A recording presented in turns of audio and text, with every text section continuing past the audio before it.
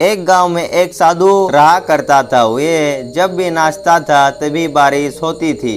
इसलिए गांव के लोगों को जब भी बारिश की ज़रूरत होती तब वे लोग साधु के पास जाते और उनसे अनुरोध करते कि वे नाचे, और वे जब भी नाचने लगते तब बारिश जरूर होती।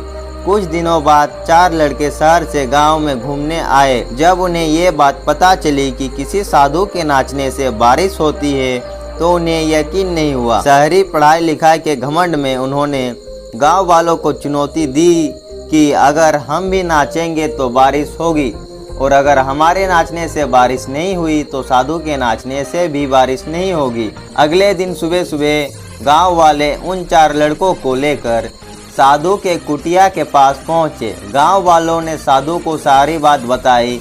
फिर उन लड़कों ने नाचना शुरू किया। पहले लड़के ने नाचना शुरू किया। आधा घंटा बीत गया। फिर पहला लड़का थक कर बैठ गया, पर बादल नहीं दिखे। कुछ देर बाद दूसरे लड़के ने नाचना शुरू किया और 1 घंटा होते होते वे भी थक कर बैठ गया। बाकी दोनों लड़कों ने भी ऐसा ही किया, पर बारिश नहीं हुई। अब साधु की बारी थी। उसने नाचना शुरू किया।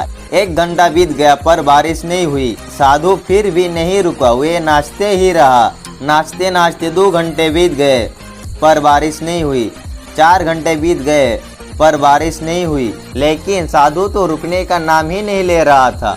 धीरे धीरे शाम ढलने लगी कि तभी बादलों की गड़गड़ाहट हट से सुनाई दी और थोड़ी देर बाद जोरों की बारिश होने लगी। ये देखकर चारों लड़के दंग रह गए और तुरंत साधु से क्षमा मांगी।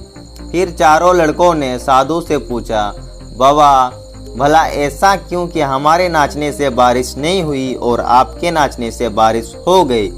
साधु ने उत्तर दिया, जब मैं नाचता हूँ तो 2 बातों का ध्यान रखता हूँ। पहली बात तो ये, मैं यह सोचता हूँ कि अगर मैं नाचूंगा तो बारिश को होना ही पड़ेगा, और दूसरी ये कि मैं तब तक नाचूंगा जब तक कि बारिश ना हो जाए।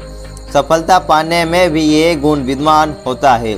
जिस काम को भी करते हैं उन्हें उन पर सफल होने का पूरा भरोसा होता है, और वे तब तक उस काम को करते हैं जब तक कि उसमें सफल ना हो जाए।